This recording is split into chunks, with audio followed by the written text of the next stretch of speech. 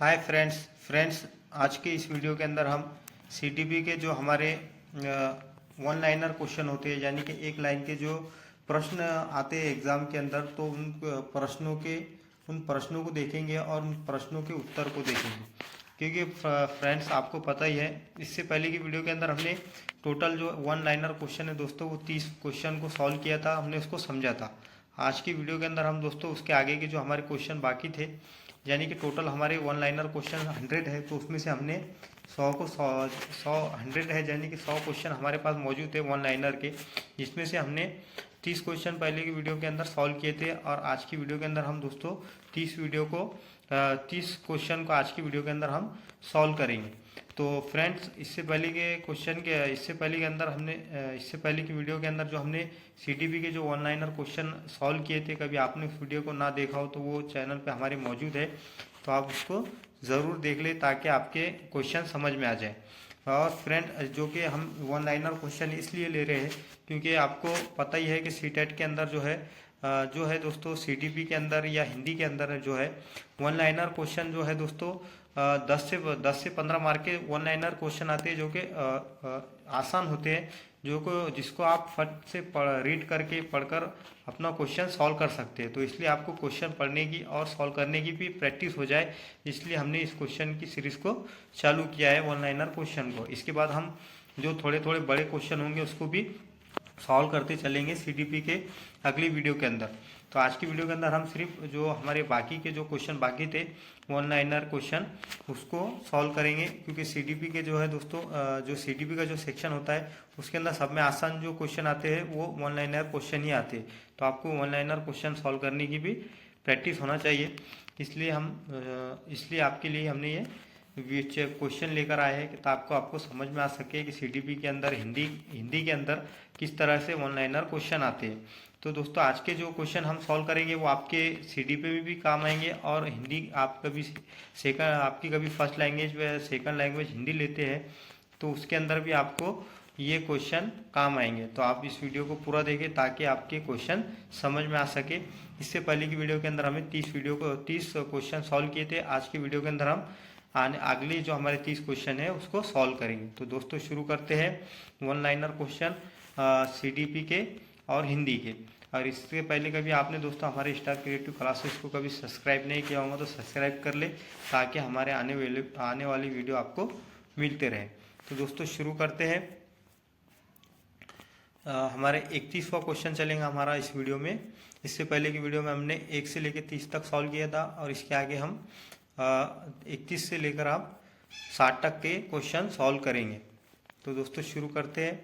पहला जो क्वेश्चन है, देखो दोस्तों 31वां जो क्वेश्चन है हमारा, पहला क्वेश्चन देखिए, बालक का भाषाई विकास का क्रम क्या होता है। यानी कि भाषा जो बालक होता है दोस्तों, तो उसका भाषाई विकास क्रम क्या होता है। सब में देखिए दोस्तों, तो बालक का भाषाई क्रम जो होता है दोस्तों, सब में पहले बच्चा जो है रोना सीखता है। सब में पहले क्या करता है बच्चा, रोना। बच्चे को सब में पहले क्या आता है दोस्तों, रोना ही आता है। जब बच्चा जन्म लेता है तो सब में पहले उसको जो चीज़ होती है वो रोना आता है, कुंदन करना आता है। इसी के साथ दोस्तों फिर उसको बलबलाना आता है, थोड़ा थोड़ा चीज़ें को बलबलाना सीखता है। फिर उसके बाद वो अपने हाव भाव को जाहिर करता है, दिखाता है, फिर वो छोटे छोटे शब्द बोलना शुरू कर लेता है। तो इस तरह से जो भाषा का कर्म होता है दोस्तों, पहले सब में क्या होता है, रोना, बलबलाना और हाव भाव। इसी के साथ दोस्तों 32वां क्वेश्चन है, बालक सबसे पहले क्या बोलता है। जैसे सब में पहले बच्चा क्या बोलता है, तो दोस्तों सब में उसका आंसर है दोस्तों, सब में पहले बच्चा व्यंजन बोलता है। यानी कि सब में पहले बच्चा माँ शब्द बोलना सीखता है, ऐसा मनोवैज्ञानिक कहते हैं। लेकिन अलग अलग कल्चर के अंदर अलग अलग बच्चे चीज़ें सीखता है। कोई बच्चा माँ बोलता है तो कोई अपने भगवान का नाम पहले सीख जाता है। इसी के साथ दोस्तों 33वां क्वेश्चन है, बालक सबसे पहले किस भाषा को पहचानता है। जैसा कि बच्चा सब में पहले किस भाषा को पहचानता है दोस्तों, बालक सब में पहले अपनी मातृभाषा यानी अपनी माँ की आवाज़ को पहचानता है। यानी कि अपनी मातृभाषा जो होती है उसको वो पहचानता है, उसको वो सीखता है। इसका आंसर ये होगा कि सब में पहले बच्चा अपनी मातृभाषा को पहचानता है, अपनी माँ की भाषा को पहचानता है। इसी के साथ दोस्तों 34वां क्वेश्चन है, देखिए, बालक किस उम्र में वाक्यों द्वारा अपनी बात को कह पाता है। यानी कि कौन सी वो एज होती है जब बच्चा वाक्यों के जरिए से अपनी बात को दूसरों के सामने रख पाता है। तो वो देखिए दोस्तों, 5 वर्ष का जो बच्चा होता है उसके ऊपर के 5 वर्ष से ऊपर का जो बच्चा होता है दोस्तों, वो छोटे छोटे वाक्य बोलना शुरू कर लेता है और अपनी बात को दूसरों तक बोलना शुरू कर लेता है। 5 वर्ष के बात के 5 वर्ष से लेकर जितने उसके आगे की जितनी भी एज होती है दोस्तों, वो जो लोग बच्चे होते हैं वो अपनी बात को दूसरों के सामने प्रकट कर सकते हैं वाक्यों द्वारा। और इसी के साथ दोस्तों 35वां क्वेश्चन है। 35वां क्वेश्चन है, देखिए, बच्चों को सबसे पहले भाषा का ज्ञान कहाँ से होता है? तो भाषा का जो ज्ञान होता है दोस्तों, सब में पहले बच्चों को वो कहाँ से होता है? वो अपने परिवार से होता है। बच्चा जब जन्म लेता है अपने परिवार से ही अपनी भाषा को सीखता है। बड़े जिस तरह से उसके परिवार में भाषा बोली जाती है उस तरह का वो शब्दों का वापर जो है अपनी भाषा में करता है। इसी के साथ दोस्तों 36वां क्वेश्चन है, 6वीं कक्षा में पढ़ने वाला बालक का शब्द भंडार लगभग कितना होता है? जैसा कि जो 6ठी क्लास में पढ़ने वाला बच्चा होता है, कक्षा में पढ़ने वाला बच्चा होता है दोस्तों, तो उसका शब्द भंडार कितना होता है, ये सवाल में पूछा गया है। तो उसका आंसर है दोस्तों, एक जो 6ठी क्लास में पढ़ने वाला बच्चा होता है, कक्षा में पढ़ने वाला बच्चा होता है, बालक होता है, तो उसका शब्द भंडार दोस्तों 50,000 तक लगभग हो जाता है। शब्दों की जानकारी उसको हो जाती है। 50,000 शब्द को वो अच्छे से जानता है, सुनने में अपने बोलने सुनता है, उसको समझता है और बोलता है, और कुछ बालक लिख भी पाते हैं। और इसी के साथ दोस्तों, हेलो दोस्तों, तो दोस्तों ये बात ऐसी है कि आपको ये जो क्वेश्चन है दोस्तों, जो ये क्वेश्चन है ये आपको सीडीपी में भी काम आएंगे, और हिंदी लैंग्वेज आपने कभी लिए होंगे तो हिंदी लैंग्वेज के अंदर भी काम आएंगे। जैसा कि आपको ये क्वेश्चन जो है दोस्तों हिंदी के सीडीपी के अंदर भी पूछे जा सकते हैं, या फिर हिंदी के अंदर भी आपको लैंग्वेज के अंदर भी ये क्वेश्चन पूछे जाते हैं। तो आप एक एक क्वेश्चन को अच्छे से देखिए, समझिए। तो दोस्तों 37वां जो क्वेश्चन है हमारा वो देखते हैं हम दोस्तों। देखिए 37वां जो क्वेश्चन है, 10वीं कक्षा में पढ़ने वाले बालक का शब्द भंडार लगभग कितना होता है? जैसा कि 10वीं कक्षा में जो पढ़ने वाला विद्यार्थी होता है दोस्तों, उसका जो शब्द भंडार होता है वो कम से कम 80,000 शब्द या उससे ज़्यादा भी हो सकता है, 1 लाख भी हो सकता है। तो आंसर जो दिया गया है दोस्तों, तो आंसर के हिसाब से ये है कि उसको शब्द भंडार जो 10वीं कक्षा में पढ़ने वाला बच्चा होता है उसका 10,000 होता है। इसी के साथ दोस्तों 38वां क्वेश्चन है। देखिए 38वां क्वेश्चन हम देखेंगे। 38वां क्वेश्चन देखिए, लड़का या लड़कियों में किसका शब्द भंडार अधिक होता है? जैसा कि लड़कों में या लड़कियों में जो है दोस्तों सब में ज़्यादा शब्द भंडार किसका होता है? तो दोस्तों इसका आंसर ये है कि लड़कियों का शब्द भंडार लड़कों के मुकाबले में अधिक होता है। जो उसका आंसर क्या है दोस्तों, कि लड़कियों का जो शब्द भंडार है दोस्तों वो लड़कों के मुकाबले में अधिक होता है। इसी के साथ दोस्तों देखिए, भाषा को सीखने के संसाधन कौन कौन से हैं? जैसा कि भाषा को सीखने का जब बालक जो भाषा को सीखता है दोस्तों, तो उसको सीखने के कौन कौन से संसाधन होते हैं, थोड़ा हम उसको नज़र डालते हैं। तो इसके आंसर के हिसाब से तो एक होना चाहिए, लेकिन इसमें थोड़ा डिटेल में दिया गया है क्वेश्चन के हिसाब से, तो थोड़ा हम उसको समझ लेते हैं। भाषा को सीखने के संसाधन जो है दोस्तों निम्नलिखित है। देखिए अनुकरण द्वारा, देखिए अनुकरण करके, नकल करके, दोहरा कर बच्चा जो है भाषा को सीखता है। इसी के साथ दोस्तों खेल विधि द्वारा भी भाषा को सीखता है बच्चा। कहानी सुनकर भी सीखता है, और वार्तालाप कर भी सीखता है, और प्रश्न उत्तर विधि द्वारा भी अपनी भाषा को बच्चा सीखता है, बालक सीखता है। तो इस तरह से दोस्तों देखिए भाषा सीखने का जो संसाधन है वो 5 संसाधन है। कौन कौन से थे मैंने आपको बता ही दिया हूँ। अनुकरण द्वारा, खेल विधि द्वारा, कहानी सुनकर, वार्तालाप द्वारा और प्रश्न उत्तर विधि द्वारा। तो इस तरह से बच्चा भाषा सीखता है। इसी के साथ दोस्तों हम देखेंगे हमारा 40वां क्वेश्चन। देखिए 40वां क्वेश्चन क्या है, थोड़ा हम उस पर नजर डालते हैं। 40वां क्वेश्चन है, देखिए दोस्तों, लड़कियां संकेतों द्वारा बात करना किस उम्र में सीखती है? यानी कि किस संकेतों के द्वारा वो अपनी बात को किस तरह, कौन सी उम्र में लड़कियां कहना सीखती है? तो दोस्तों 6 वर्ष की उम्र में तक लड़कियां जो है संकेत के द्वारा, कुछ इशारों के जरिए हम उसको कुछ कहे तो वो समझ जाती है। तो कौन सी उम्र में? 6 वर्ष की उम्र तक लड़कियां सीख जाती है। इसी के साथ दोस्तों 41वां क्वेश्चन है, भाषा के विकास को प्रभावित करने वाले कारक कौन कौन से हैं? जैसा कि जो बच्चा जब भाषा सीखता है दोस्तों, बालक जब भाषा से को सीखता है तो उसकी भाषा को प्रभावित करने वाले कारक कौन कौन से हैं? भाषा के विकास को प्रभावित करने वाले कारक निम्नलिखित है। थोड़ा हम देख लेते हैं।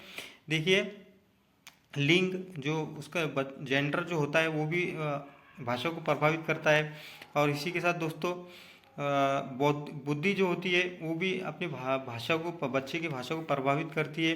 स्वस्थ यानी कि बच्चा कभी स्वस्थ रहेगा, कभी बच्चा कभी अनहेल्दी रहेगा बच्चा, तो वो भाषा जल्दी नहीं सीख पाएगा। लेकिन कोई बच्चा स्वस्थ है यानी फिट है, स्वस्थ है, तो वो जल्दी भाषा को सीखेगा। इसी के साथ दोस्तों जनसंचार का जो माध्यम होता है दोस्तों, ये भी बच्चों की भाषा को प्रभावित करता है। समूह का प्रभाव, जो समूह में बच्चा रहता है दोस्तों, वो भी उसकी भाषा को प्रभावित करता है। इसी के साथ दोस्तों सामाजिक आर्थिक स्थिति भी बच्चे के विकास को प्रभावित करती है। और इसी के साथ दोस्तों पारिवारिक संबंध जो होते हैं दोस्तों, और आस पड़ोस का वातावरण भी बच्चे के विकास को, भाषाई विकास को प्रभावित करता है। इसी के साथ दोस्तों हम 41वां क्वेश्चन देखेंगे। मनुष्य और पक्षियों में मुख्य अंतर क्या है? देखिए दोस्तों, मनुष्य और पक्षियों में जो है दोस्तों बहुत से डिफरेंस है, बहुत से अंतर होते हैं। लेकिन खास अंतर जो है दोस्तों, जिसका आंसर के हिसाब से हम देखेंगे, बौद्धिक जो आंसर होता है, माइंड जो होता है सिर्फ इंसानों के पास होता है, जो कि जानवरों के पास मौजूद नहीं है। मनुष्य के पास जो बुद्धि जो है दोस्तों, वो जानवरों के पास वो बुद्धि मौजूद नहीं है। तो इसलिए कहा जाता है जो मुख्य अंतर होता है, वो मुख्य अंतर कौन सा होता है? बुद्धि का जो अंतर होता है, सब में ज़्यादा बड़ा फैक्टर यही है इंसानों और जानवरों के बीच में, पक्षियों के और मनुष्य के बीच में। इसी के साथ दोस्तों 33वां क्वेश्चन है, बुद्धि को सबसे पहले परिभाषित किसने किया? जैसे कि सब में पहले बुद्धि के बारे में किसने समझाया दोस्तों? तो यूनान के एक साइकोलॉजिस्ट थे, जिन्होंने सब में पहले बुद्धि के बारे में हमें समझाया। इसी के साथ दोस्तों 34वां क्वेश्चन है, देखिए दोस्तों, आधुनिक काल में बुद्धि को सब में पहले किसने समझाया? जैसा कि आधुनिक काल, आज का जो दौर है दोस्तों, उसमें सब में पहले बुद्धि को किसने समझाया हमें? तो अल्फ्रेड बीने जो साहब है दोस्तों, तो इन्होंने 1904 में हमें बताया था कि बुद्धि किस तरह से होती है और किस तरह से ये काम करती है। और इसी के साथ 45वां क्वेश्चन है, देखिए दोस्तों, मानसिक आयु के माध्यम से बुद्धि को परिभाषित करने किसने किया? जैसा कि दोस्तों मानसिक आयु के माध्यम से बुद्धि को सब में पहले परिभाषित किसने किया? तो अल्फ्रेड बीने ने ही इसको परिभाषित किया था, मानसिक आयु को सब में पहले। और इसी के साथ दोस्तों, और इन्होंने जो है दोस्तों, जब इन्होंने इसको ये किया था, परिभाषित किया था, तो इन्होंने क्या बताया था? इन्होंने बताया था कि बुद्धि दो प्रकार की होती है। जैसा कि बीने साहब ने क्या कहा था कि बुद्धि दो प्रकार की होती है। एक होती है मानसिक आयु बुद्धि और दूसरी होती है वास्तविक आयु बुद्धि। तो दोस्तों हम ये चीज़ को, जो बुद्धि का जब चैप्टर पढ़ेंगे तो इसको डिटेल में हम अच्छे से समझेंगे। लेकिन अब इसको अभी तुरंत का इतना आप समझ लीजिए कि बुद्धि को उन्होंने दो तरह के बताया था, एक मानसिक आयु बुद्धि और एक वास्तविक आयु बुद्धि। इसी के साथ दोस्तों हम देखेंगे 46वां क्वेश्चन, अल्फ्रेड बीने किस देश के निवासी थे? बीने साहब कौन से देश के निवासी थे दोस्तों? फ्रांस के रहने वाले थे ये। और इसी के साथ दोस्तों 37वां क्वेश्चन है, अल्फ्रेड बीने किस विषय के प्रोफेसर थे? बीने साहब जो है दोस्तों मनोविज्ञान के प्रोफेसर थे, इसका आंसर ये होगा। और इसी के साथ दोस्तों बुद्धि का एक कारक सिद्धांत किसने दिया? अल्फ्रेड बीने जो साहब है दोस्तों, इन्होंने ही एक ही कारक बुद्धि सिद्धांत दिया था, एक ही कारक सिद्धांत इन्होंने दिया था। और इनके जो सहयोगी थे दोस्तों, वो कौन कौन से थे? जब इन्होंने इसके ऊपर रिसर्च करी तो उनके सहयोगी जो थे दोस्तों, स्टर्न था दोस्तों, टर्मन और साइमन जो है, इनके जो है दोस्तों खास दोस्त थे, जो कि इनके साथ में मिलकर ये उन्होंने बुद्धि को एक कारक सिद्धांत जब इन्होंने दिया था तो उस टाइम पर इनके साथ में मिलकर वो काम किया करते थे। इसी के साथ दोस्तों 51वां क्वेश्चन है, बुद्धि के दो कारक सिद्धांत किसने दिए? जैसे कि दो कारक सिद्धांत किसने दिया? स्पेयरमैन ने दोस्तों दो कारक सिद्धांत को दिया था, जो कि दोस्तों हम जब बुद्धि का चैप्टर पढ़ेंगे समझेंगे तो उस टाइम पे हम ये बुद्धि के बारे में हर जो सिद्धांत है दोस्तों किस तरह से काम करता है, तो उसके बारे में हम डिटेल से डिटेल में अच्छे से समझेंगे, लेकिन आप तुरंत का इतना ही समझ लीजिए, आपको क्वेश्चन सॉल्व करने के हिसाब से आपको इतना तो पता ही होना चाहिए कि बुद्धि के दो दो कारक जो सिद्धांत है दिया है, तो दोस्तों किसने दिया था दोस्तों, स्पेरमैन ने दिया था। इसी के साथ दोस्तों बुद्धि के दो कारक सिद्धांत कौन कौन से, जैसे कि दोस्तों जो दो कारक सिद्धांत जो स्पेरमैन ने दिए थे तो वो कौन कौन से है, क्वेश्चन है 50वां क्वेश्चन जो हमारा 50वां क्वेश्चन हुई है कि बुद्धि के दो कारक सिद्धांत कौन कौन से हैं। तो देखिए दोस्तों बुद्धि के जो है दो कारक जो सिद्धांत है दोस्तों, बुद्धि के दो कारक सिद्धांत, पहला जो है दोस्तों जी कारक सिद्धांत है, और दूसरा जो है दोस्तों वो है एस कारक सिद्धांत। तो दोस्तों इसको हम जब हम बुद्धि का चैप्टर पढ़ेंगे तो उसको डिटेल में अच्छे से समझेंगे। इसी के साथ दोस्तों 51वां जो क्वेश्चन है हमारा वो देखते हैं हम दोस्तों। गणित का सीखा हुआ ज्ञान जो है दोस्तों भौतिक ज्ञान सीखने में सहायक होता है। जैसे कि जो गणित में जो सीखा हुआ जो ज्ञान होता है दोस्तों वो भौतिक विज्ञान सीखने में सहायक होता है। ये कौन सा अधिगम स्थानांतरण है, जैसा कि ये कौन सा जो भौतिक विज्ञान सीखने में हमारा ये जो सहायक होता है गणित का सीखा हुआ, तो वो कौन सा स्थानांतरण है दोस्तों, तो ये धनात्मक स्थानांतरण इसे कहलाता है। इसको क्या कहा जाता है दोस्तों, धनात्मक स्थानांतरण कहा जाता है।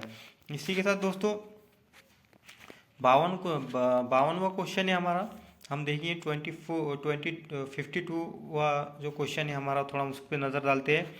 ये दोस्तों ये शैक्षिक नहीं बल्कि शैक्षणिक जो है शैक्षिक समस्याओं का सर्वोत्तम समाधान हो सकता है। जैसा कि दोस्तों हमारे सामने जो शैक्षणिक जो समस्या आती है तो उसका सर्वोत्तम समाधान हो सकता है। क्या होता है दोस्तों, समूह के अंदर समूह द्वारा चर्चा करना और हमारे जो समस्या है उसको सॉल्व करना। तो सब में ज़्यादा इफेक्टिव कौन सी चीज़ होती है दोस्तों, समूह के साथ जो परिचर्या चर्चा करना, यानी कि समूह के साथ चर्चा करना और हमारी समस्या का समाधान करना, शैक्षणिक समस्या का समाधान करना सब में बेस्ट होता है। इसी के साथ दोस्तों 53वां क्वेश्चन है स्थानांतरण में सामान्यीकरण। देखिए दोस्तों स्थानांतरण में सामान्यीकरण का सिद्धांत किस मनोविज्ञान ने प्रस्तुत किया। जैसा कि दोस्तों स्थानांतरण में सामान्यीकरण का सिद्धांत किस मनोवैज्ञानिक ने प्रस्तुत किया, तो दोस्तों इसका आंसर है C.H. जूड ने इसको प्रस्तुत किया था। इसी के साथ दोस्तों हम देखेंगे 54वां क्वेश्चन देखेंगे हमारा। 54वां जो क्वेश्चन है दोस्तों वो देखिए, मस्तिष्क द्वारा अपनी स्वयं की क्रियाओं का निरीक्षण किस विधि द्वारा किया जाता है। जैसा कि जो है दोस्तों मस्तिष्क के द्वारा जो हम अपने जो हमारी जो समस्या होती है, हमारी जो क्रिया है उसको निरीक्षण करते हैं, तो वो कौन सी विधि द्वारा करते हैं, तो उसका आंसर है दोस्तों आत्मनिरीक्षण विधि द्वारा। जैसा कि बच्चे जब बालक हो या बड़ा इंसान हो, कोई भी हो दोस्तों, या बड़ा मनुष्य हो, वो जब अपने आप को टटोलता है तो उसको क्या कहा जाता है, आत्मनिरीक्षण विधि द्वारा ही वो अपने आप को टटोलता है, उसको ऐसा कहा जाता है। ऐसे और इसी के साथ दोस्तों देखिए 55वां क्वेश्चन है, निर्देशन का अर्थ क्या होता है। निर्देशन या मार्गदर्शन का अर्थ क्या होता है, छात्रों को अपनी समस्या सुलझाने हेतु सहायता देना। जैसा कि छात्रों को अपनी समस्या को सुलझाने में सहायता देना, वो क्या कहलाता है दोस्तों, निर्देशन कहलाता है या निर्देशक कहलाता है। इसी के साथ दोस्तों 56वां क्वेश्चन है, देखिए बच्चों में बौद्धिक विकास की 4 विशिष्ट अवस्थाओं की पहचान की गई, किसके द्वारा की गई, जीन पियाजे द्वारा की गई। किसके द्वारा की गई, तो दोस्तों इसका आंसर क्या होगा, जीन पियाजे जो है दोस्तों इन्होंने बौद्धिक विकास की 4 अवस्थाओं को बताया था कि बच्चा जो है दोस्तों अपनी 4 अवस्थाओं से गुजरकर अपना बौद्धिक विकास करता है। इसी के साथ दोस्तों 57वां क्वेश्चन है, विकास कभी ना समाप्त होने वाली प्रक्रिया है, ये विचार किसने संबंधित है। तो निरंतरता का जो सिद्धांत है दोस्तों, निरंतर का यानी कॉन्टिन्यूसली जो चलने वाला जो डेवलपमेंट होता है उसके ज़रिए से इसको से विचार संबंधित है। यानी कि निरंतर का जो सिद्धांत है दोस्तों इससे ये संबंधित है कि विकास कभी समाप्त होने वाली प्रक्रिया नहीं है, बल्कि ये कंटिन्यूसली चलने वाली प्रक्रिया है। इसी के साथ दोस्तों 58वां क्वेश्चन है हमारा, देखिए प्राथमिक स्तर पर एक शिक्षक में निम्न में से प्राथमिक स्तर पर एक शिक्षक में निम्न में से सबसे महत्वपूर्ण विशेषता माननी चाहिए। जैसे धैर्य, इसका आंसर क्या है दोस्तों, धैर्य और दृढ़ता।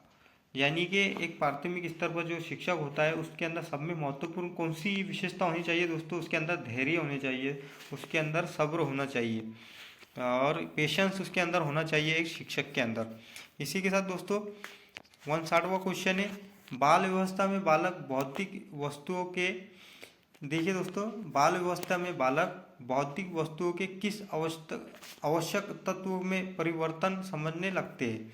जैसा कि कौन सी जो चीज़ें होती है दोस्तों बाल व्यवस्था में, जिसको भौतिक वस्तुओं के बारे में जो चीज़ें होती है उसकी अवस्थाओं को महत्वपूर्ण समझने लगते हैं बच्चे। कब समझने लगते हैं, कौन कौन सी चीज़ें होती है दोस्तों, वो संख्या, क्षेत्रफल और द्रव्यमान जो चीज़ें होती है दोस्तों, ये बच्चे बाल व्यवस्था में समझने लगते हैं। इसी के साथ दोस्तों 59 हमारे क्वेश्चन हो गए। अब हमारा लास्ट क्वेश्चन है जो कि है 60वां क्वेश्चन। कभी आपने सब्सक्राइब नहीं किया हो चैनल को अभी तक तो सब्सक्राइब कर ले और इस वीडियो को ज़्यादा से ज़्यादा लोगों तक शेयर करें।